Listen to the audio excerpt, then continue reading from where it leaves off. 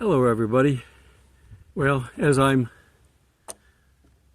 recording this video, this is Valentine's Day, better known as Singles Awareness Day.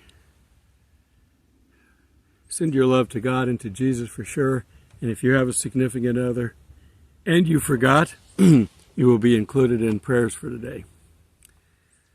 Don't forget. Anyhow, and it's really not a big deal. You shouldn't be doing something special only on this day. It should be every day for God and for your significant other.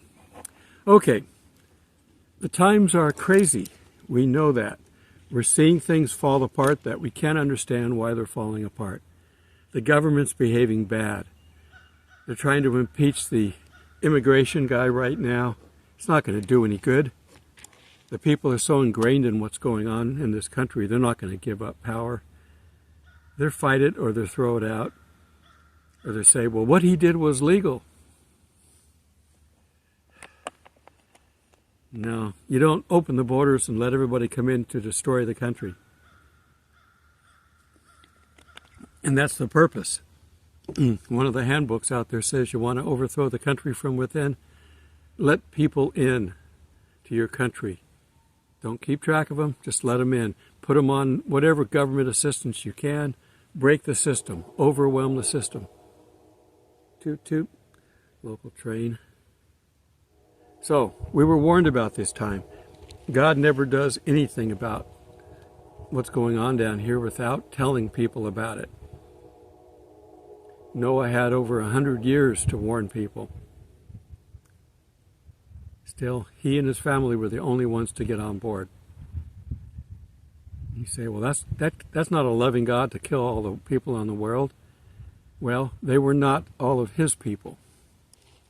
I think those are some of the Nephilim left over from the angels being down here. Satan probably made them multiply and fill the earth. So there was only one pure family left. And not even 100% sure of that. There could have been, one of the daughters could have been one of the people of the earth. They don't focus on them as much as they do the men. It's patriarchal. But anyhow, we're fixing to do the same thing again. Now, he said he would never destroy the earth by water again, but he would do it by fire. So he took out Sodom and Gomorrah by fire and brimstone. Lot's wife turned into a pillar of salt. God just didn't snap his fingers and say, poof, a pillar of salt right there. More than likely, and this is just my speculation, I try to imagine these things in my mind, what they would have been like. And that's not easy for me because I don't do that well. But I'm thinking that when it says she looked back, she wasn't just running and looking back. She wasn't doing that because they were told to flee. Flee means get out of here now and head for those mountains. And I think there were caves there. They probably hid in the caves. Now, what happened? Did a meteorite hit the town or an asteroid? I don't know. There's not really any volcanic activity around there. So more than likely, something fell from the sky. God knew that something was going to fall from the sky on that spot, on that day, after he created everything, because it was part of the plan. So that's why he told Lot to get out. And she probably lingered. She didn't keep up with the group. There was probably a group of people, not just Lot and his wife and a couple of daughters. There was probably a group of people. Maybe the angels were no longer there pushing him, but they told him to get out. She might have told her group, just go slow a little bit. Let's fall back, get away from them. And eventually, if we're careful, we can sneak back into town. That was probably her intent. So she was too close to town when it got hit. That's my guess. But I didn't write the Bible. It's not there, so that's just my opinion. And I have a lot of opinions about things that aren't necessarily answered in the Bible because they're not important. How did God make the pillar of smoke and fire lead them around the desert? I don't know. How did he make the parting of the Red Sea? I can pretty well guarantee that it wasn't like Charlton Heston did. Because he's not a showman. God's not a showman. He does things for purpose. He doesn't have to show off. Just doing the parting, however he did it, was all he needed to do. Now, if we were doing it, we'd do it the Charlton Heston way. And you can still take the ride at, I think it's Universal Studios, where you drive along and the water stops, the wall's there, and the water's just kind of running over the top of it, but they either raise the wall or lower the water. I'm not sure how they do that. I never really paid attention, but you get to drive down through it. And then you get them up on the other side, and there's a whole bunch of palm trees and stuff, and those are some of the set pieces that they use for Gilligan's Island. They didn't, they filmed part of it on an island in the opening scene, but they don't have the budget to go do that all the time, so they recreate the island on the studio lot. Hollywood.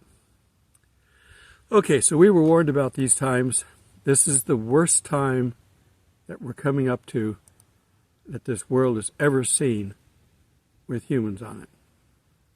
So I'm going to leave the creation part of it as the actual worst time. But the worst time with humans on it is coming up.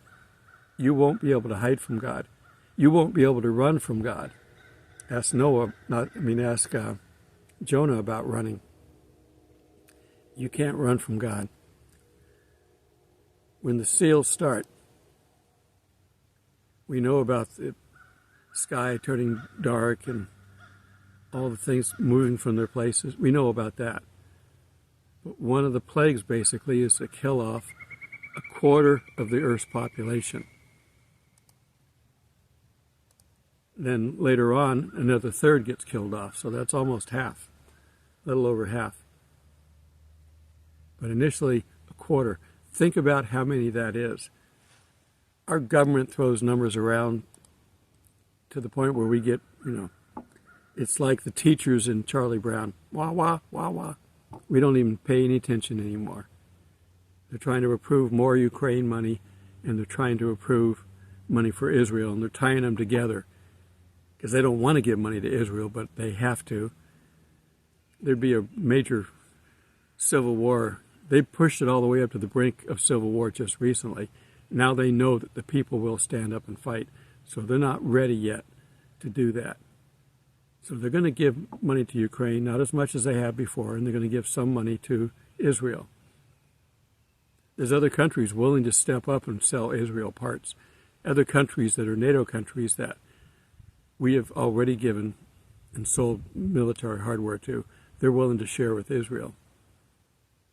So we can't completely shut them off. And if we boycott them, that would be a major blow. The United States has the second largest Jewish inhabitants of any country other than Israel.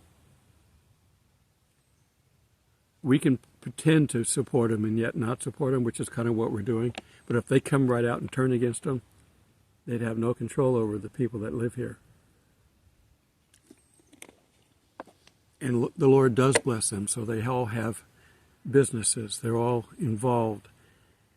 It would be a major blow to the economy if they were to stop supporting us. Okay, so we have a current population of the earth of about 8 billion. It just crossed that a month or two ago, I think. Someone's chopping wood. So if you figure a quarter of that, that's 2 billion people. Just how big is 2 billion people? This is hard to imagine. Well, stop and think now. Let's come up with some comparisons. Most stadiums, average stadiums, hold about 50,000 people. Yeah, there's some that hold more and some that hold less, but a good standard average stadium holds 50,000 people. How many stadiums full of people would it take to equal 2 billion people? A billion is 1 with 3, 6, 9 zeros. So it would take 40,000 stadiums to equal 2 billion.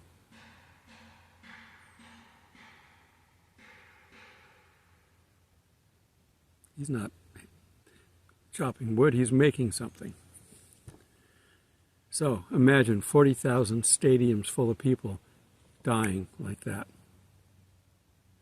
Well, it may not be like that. If it's a disease of some sort, it may take time.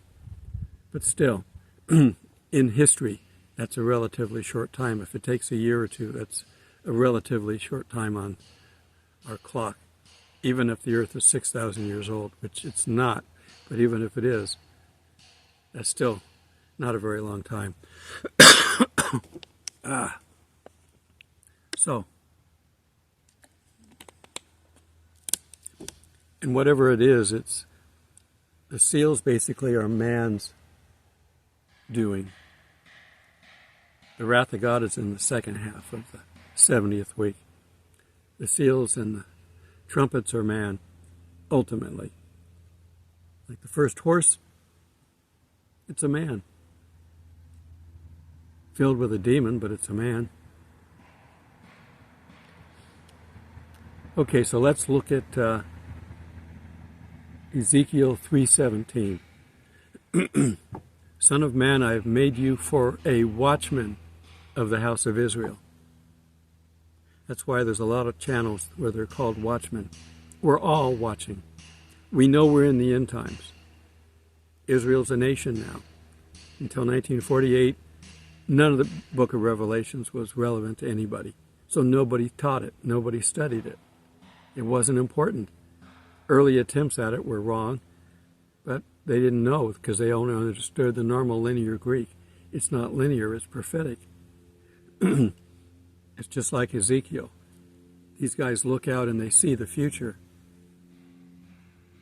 but they don't know the timing.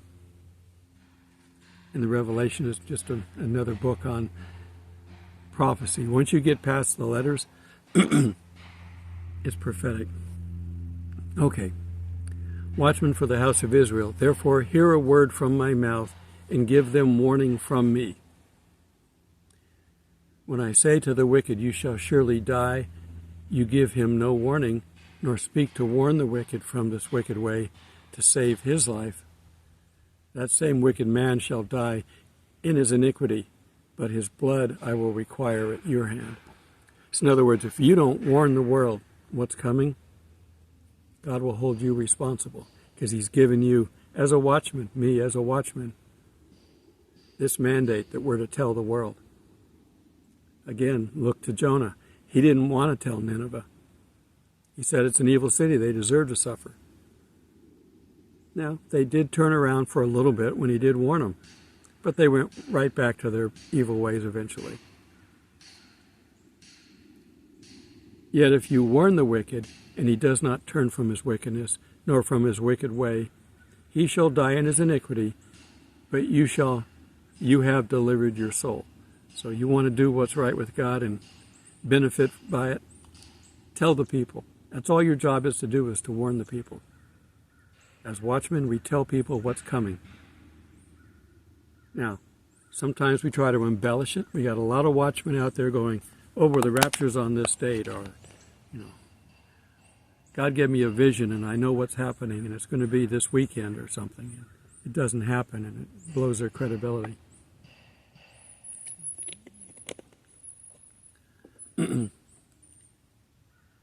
I will never give you a date, but I can tell you the season. We have the fig tree to tell us that we can look for things in season. Now that can be interpreted a number of different ways, but it speaks to one thing. There is a season for this, and we can go back to the Old Testament. There's a time and a season for everything. Time to live, a time to die. Make a nice song. Well, Matthew 24:42. Watch therefore that you know not what hour the Lord doth come. Well, we're told that we're not going to know when the second coming is, not the rapture. The rapture is they're just silent about it. But the second coming, we won't know the day or the hour. It doesn't say we won't know the month or the year, just won't know the day or the hour. Luke 21:25. And there shall be signs in the sun and in the moon and in the stars, upon the earth distress of nations, with perplexity. What's going on here? I don't understand this. the sea and the waves roaring. Everything will be reacting. That's the sixth seal. Matthew talks about it too. A couple more verses here. Ezekiel 33:6. But if the watchmen see the sword come and blow not the trumpet, see, it's our warning again, and the people be not warned, if the sword comes and takes any person from among them, he is taken away in his iniquity, but his blood will be required at the watchman's hand. If God's told you to get out and talk to people, don't be afraid of talking to people. There's more fear to be feared by not doing what God tells you to do. He set this world up a certain way. If you follow the rules, you have nothing to worry about. I got people walking around here. They're training in a new host family. That's something you could do if you like being outdoors, is be a host family. You got a small amount of cleanup, but there's never enough work, especially in the wintertime. They all have dogs, and they go out and walk their dogs. And finally, 1 Thessalonians 5:9. For God has not appointed us to wrath.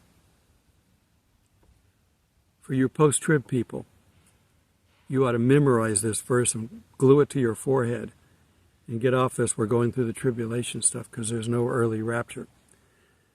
We're not appointed to wrath. We're Christians. We're the bride of Christ. We're not going to suffer the way the world is. We've already made a decision. They haven't. That's why they are getting their wake-up call. For God has not appointed us to wrath, but to obtain salvation by our Lord Jesus Christ. That's what we have coming. We have a rapture to save us from it, and then the world is going to lose their messenger. All the watchmen are going to be gone. What are we going to do? What's the world going to do? Well, God planned that too. We got two witnesses who can do signs and wonders to show the bona fides that they are from God. Don't want to let anybody down by not giving them something, because they don't have the Spirit in them. These people are not faithful. Some may think they're Christians, but they're not, because they're in a cult religion. And then eventually there'll be the 144,000. It's probably more than that, but there was to be at least that many. And there's significance in that, because there's 12,000 from each tribe, which tells us we've switched back to the Jewish time. We're in the church or Gentile age now. And when that ends, it goes back to the Jewish time, which is the 70th week. The 70th week is a Jewish event. The first 69 weeks, which included the time of Jesus, were Jewish events. Then there's a gap. The church gets brought up. So, we know what's happening. We are not to be afraid. But we're not to sit around either.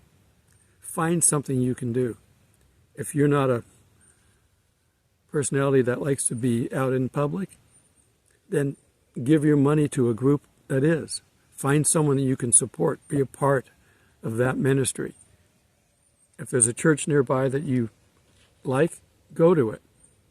I don't recommend driving long distances for church. I think that churches should be community-based. You say, well, I don't like the way the church is run. Well, Jesus didn't pick a perfect church to appear at. He appeared in synagogues, and he called the leaders all kinds of names. He called the church whitewashed sepulchres and the people whitewashed sepulchres. Prettied up tombs. Nice on the outside, dead on the inside.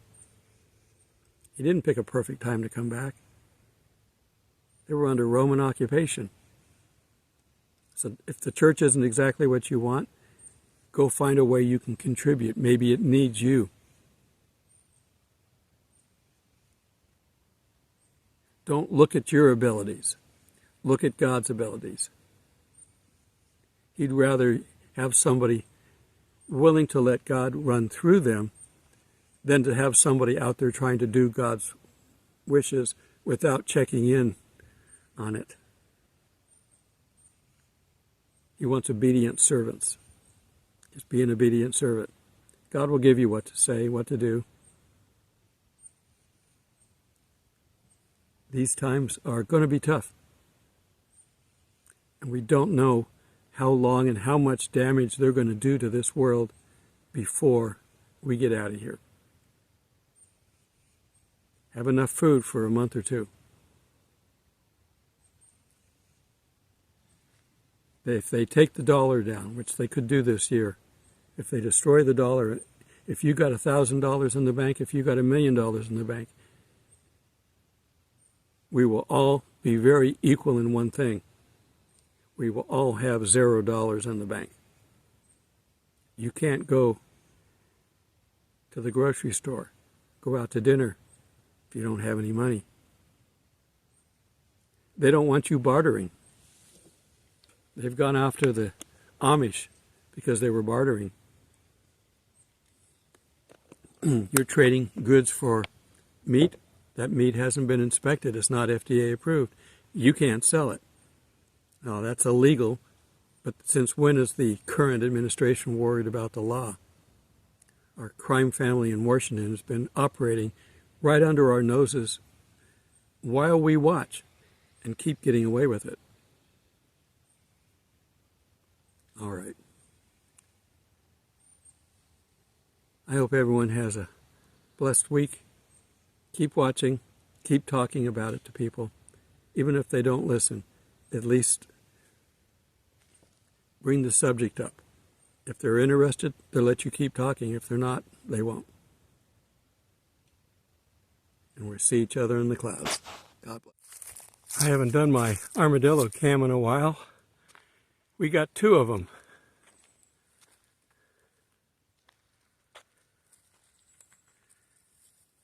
See how close I can get. I'm actually a lot closer than the camera makes it look. I'd say I'm 10 feet away. And then we got our other one up here.